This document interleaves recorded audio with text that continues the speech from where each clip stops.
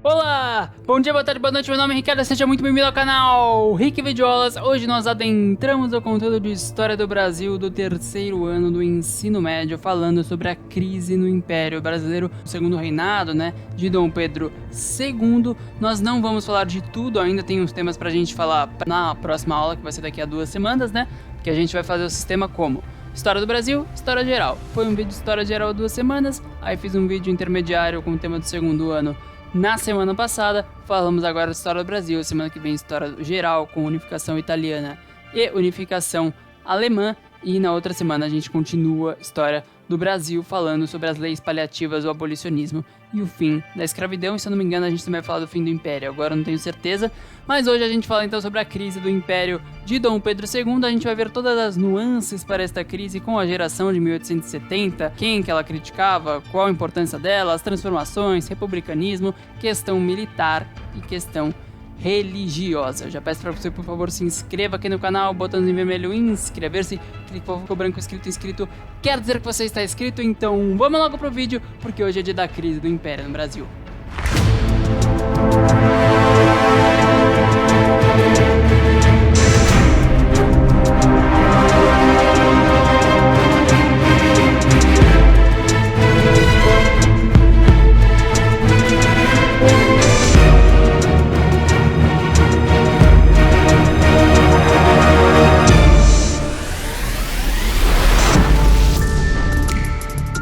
Bom, vamos lá, crise do Império de Dom Pedro II, do segundo reinado no Brasil, que durou de 1870 a 1889. Para a gente entender a crise, é bom a gente entender os 3 principais períodos do governo de Dom Pedro II. Então, o período de estabilização, que foi de 1840, quando teve lá o golpe de maioridade, que ele foi colocado no poder. O período de estabilização, que durou 10 anos. Aí tivemos 20 anos de apogeu, o período de auge, com o café lá em cima, a escravidão lá em cima, até 1870, quando inicia-se essa crise que foi causada por muitas coisas criadas no período de apogeu, como por exemplo a crise escravista. E o governo de Dom Pedro II é muito caracterizado justamente pela estabilidade. Então os primeiros 10 anos são de estabilização e os anos posteriores de estabilidade, porque ele conseguia fazer lá, que a gente viu no vídeo que está passando aqui em cima, o gabinete de conciliação. Então ele alternava entre liberais e conservadores, ia conseguindo um bom apoio, mas chegou um momento em que o país e o sistema da monarquia entrou em crise. Nesse período de apogeu e mesmo nesse período de crise, o Império tinha passado por transformações. Mas assim como em praticamente todos os períodos da história brasileira, a gente vê que o Império se transforma, mas não muda. Muda, mas não tanto. Revoluciona, mas não tanto. Então, houve o fim do tráfico negreiro com a Lei Eusébio de Queiroz em 1850. Teve um surto industrial lá, com Era Mauá, um monte de coisa que acabou não dando tão certo, mas teve. Teve a ascensão da imigração, teve urbanização, mas, por outro lado, a escravidão ainda se mantinha, não vindo de fora, mas tinha tráfico interno, tinha escravidão dentro do Brasil. Havia exclusão eleitoral. O poder moderador, com o imperador Dom Pedro II sendo praticamente absolutista, se ele quisesse, se mantinha, e muitas das questões ainda se mantinham, privilégios ainda se mantinham, apesar dessas transformações. E a geração de 1870 vai ser a geração que vai criticar muitas dessas permanências, dessas insistências do Império de Dom Pedro II. Tendo aqui os fatores para a crise. Então, como que o Brasil entrou em crise? Primeiramente, a questão econômica, da Guerra do Paraguai. Tem um vídeo também passando aqui em cima sobre a Guerra do Prata e a Guerra do Paraguai. A Guerra do Paraguai marcou a pior fase financeira do Império. E antes da Guerra do Paraguai, no começo, atender ao exército, o alistamento era voluntário, depois tornou-se obrigatório porque a adesão abaixou muito. Mas no início era assim, se você é escravo e você se alistar para o exército, se você se destacar lá, você vai com a gente lutar pelo seu país e você vai voltar e você vai ser alforreado, você será libertado. E é claro que isso deu muita esperança a muitos escravizados, mas na realidade isso, na maior parte das vezes, não se cumpriu porque o Estado não tinha dinheiro para pagar essas cartas de alforria e não era, se eles tivessem um pouco de dinheiro, não era com os escravos que eles iam gastar. E daí tem aí a charge do Ângelo Agostini, que era um abolicionista, que mostra um escravo que volta depois de honrar as cores do país, ir pra guerra, lutar, não sei o que, ele volta e vê a sua mãe sendo açoitada. Então, as permanências, a esperança frustrada também, e muitos gastos em virtude da guerra que também colocaram o país na lama financeiramente, além da crise escravista, né, que a gente vai ver isso aí mais na próxima aula de História do Brasil, mas teve bastante pressão na Inglaterra, em 1850 a gente já viu aqui em cima também, no vídeo que a gente fez no ano passado, com conteúdo do segundo ano, a Lei Eusébio de Queiroz, em 1850, colocou fim ao tráfico negreiro, portanto não podia mais vir escravizado de fora para o Brasil, e isso deu início a uma crise escravista. Começou a aumentar a imigração, diminuir a escravidão, e como é que a elite escravista lidaria com isso? Não muito bem, né? Bom, vamos lá. Fatores para a crise também, o atraso do Brasil em relação a outros modelos, a outras potências, outras potências não, porque o Brasil não era uma potência, né? Mas em outros lugares do Ocidente. Então, assim, os sistemas sempre tiveram, no Ocidente pelo menos, sempre tiveram um período de atualizações.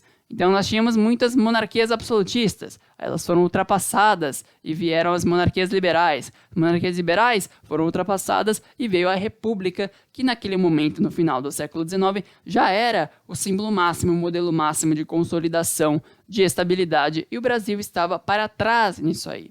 Enquanto isso, a gente tinha na Europa a unificação da Itália e da Alemanha, que eram reinos, não eram repúblicas, mas tinham valores liberais, tinham várias dessas coisas. A vitória do Norte na Guerra de Secessão dos Estados Unidos, que colocava fim à escravidão também, tinha um modelo mais atualizado. A Terceira República Francesa, então o Brasil ficando para trás em relação ao restante do mundo ocidental.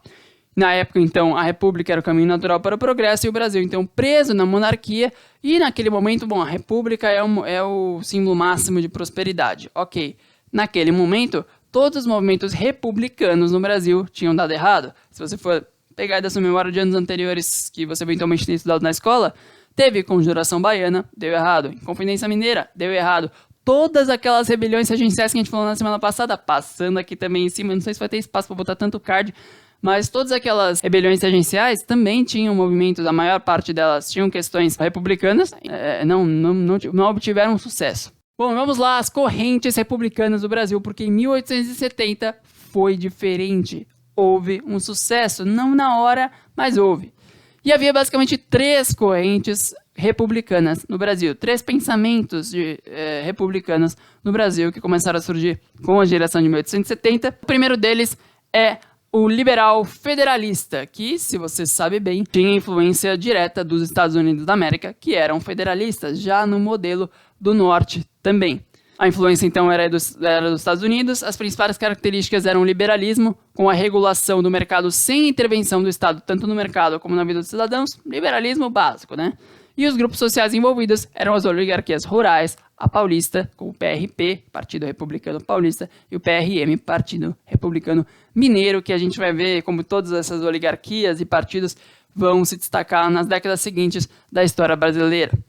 Além do liberal federalista, nós tínhamos a corrente jacobina, que obviamente tem origem na França, né, com os jacobinos, e pregava a democracia direta, com participação direta dos cidadãos na política, e ela era sustentada por estudantes, profissionais liberais e professores. E a jacobina era vista como a mais radical de todas essas. À época, uma coisa que saísse da monarquia para uma democracia direta era realmente uma coisa muito revolucionária, e a gente vai ver quais são os efeitos disso aí depois, porque antes a gente vai falar sobre os positivistas. A corrente republicana positivista veio da França também, mas com o Auguste Comte, se eu não me engano, que ele era positivista, né? E o positivismo pregava um poder executivo forte e com bastante intervencionismo no Estado. Pregava uma ditadura militar, e por isso quem apoiava o positivismo era a maioria dos brasileiros militares, os militares brasileiros.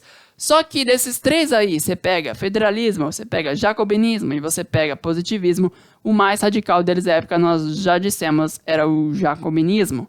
E nessa, como o jacobinismo era visto como o mais radical, positivismo e federalismo se unem como forma de tentar uma neutralização para cima dos jacobinos. Então, mesmo entre o pessoal que tinha ideais republicanos, havia várias vertentes diferentes, uma delas mais radical, as outras 2 se unem em vias a neutralizar essa outra, e vai dar certo. Nós temos aí publicado em 1870 o Manifesto Republicano, que foi feito por Quintino Bocaiúva, que era um fazendeiro da elite brasileira.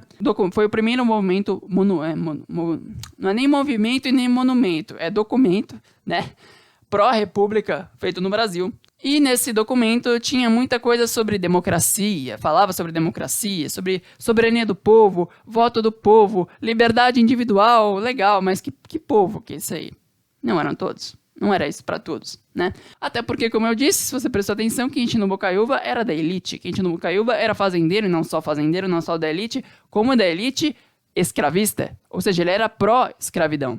Então era um movimento, era um manifesto contra Dom Pedro II, contra a monarquia, mas ele nem citava escravidão, abolicionismo, nada.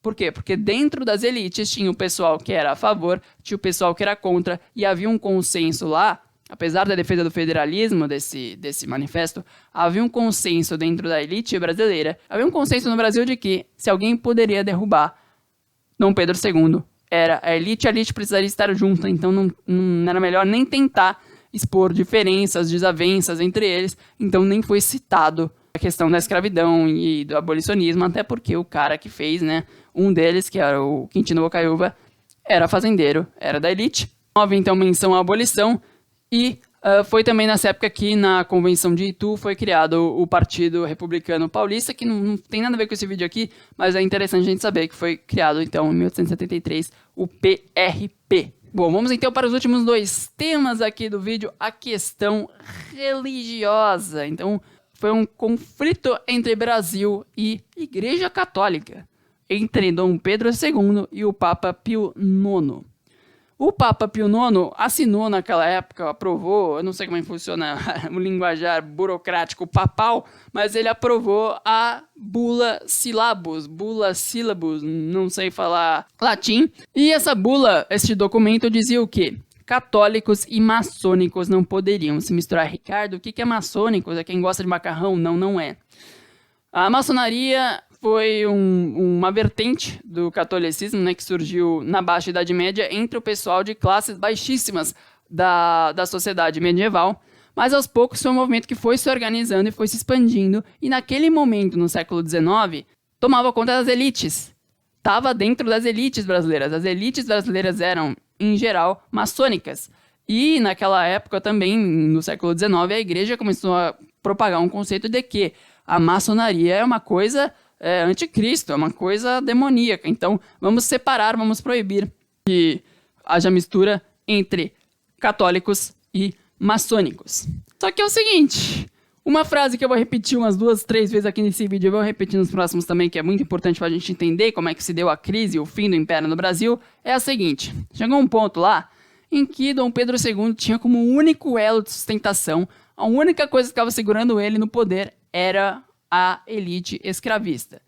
Pois bem, então Dom Pedro II tinha... e a Constituição brasileira dizia o seguinte, o Brasil não era obrigado a aceitar o que a igreja falava, só se o Dom Pedro II quisesse. Então Dom Pedro tinha uma escolha a fazer, e era uma escolha em que automaticamente ele teria uma perda. Ou ele aceitava a Bula Syllabus e perdia o apoio da elite, ou ele recusava a Bula Syllabus e perdia o apoio da igreja, que naquele ponto era a única instituição capilarizante ligada ao governo dele.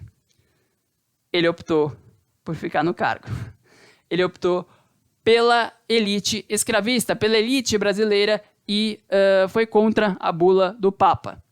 Nessa aí ele perde o apoio da igreja e a gente vai ver, ele quebra o vínculo do Brasil com a igreja, tem aí uma charge, né?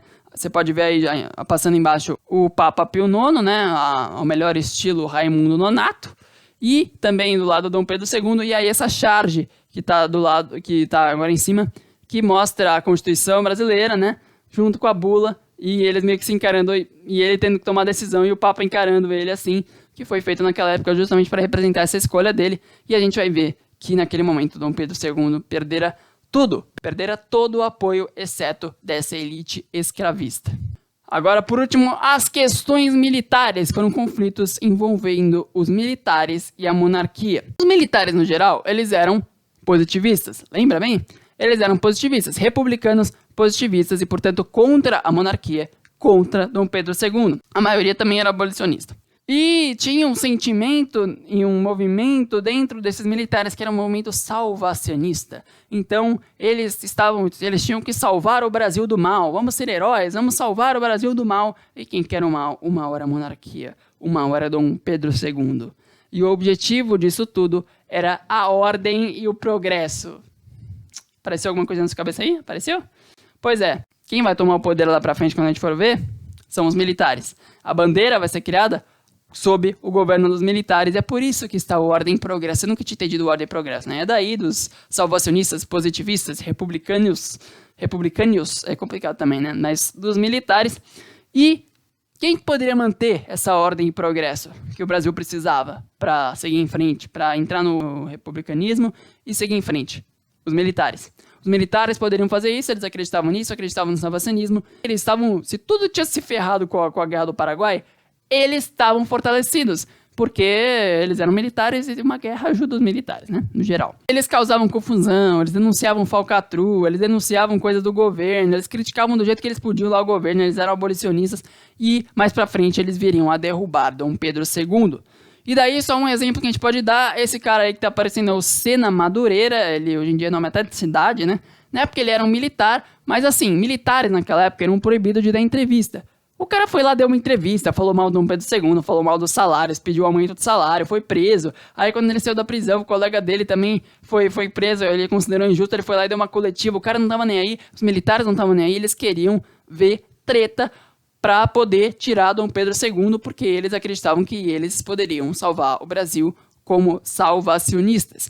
E então a gente repete mais uma vez, com essas questões em jogo, com a questão religiosa, com as questões militares, todas elas envolvendo esses grupos positivistas dos militares, né? E a gente viu, então, o movimento jacobino acabou sendo neutralizado e os federalistas se unindo lá com as oligarquias e com o Manifesto Republicano, a escravidão era o único pilar que sustentava o governo de Dom Pedro II.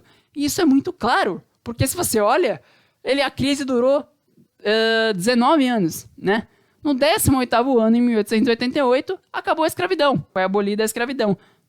Passou nem um ano direito, ele estava fora.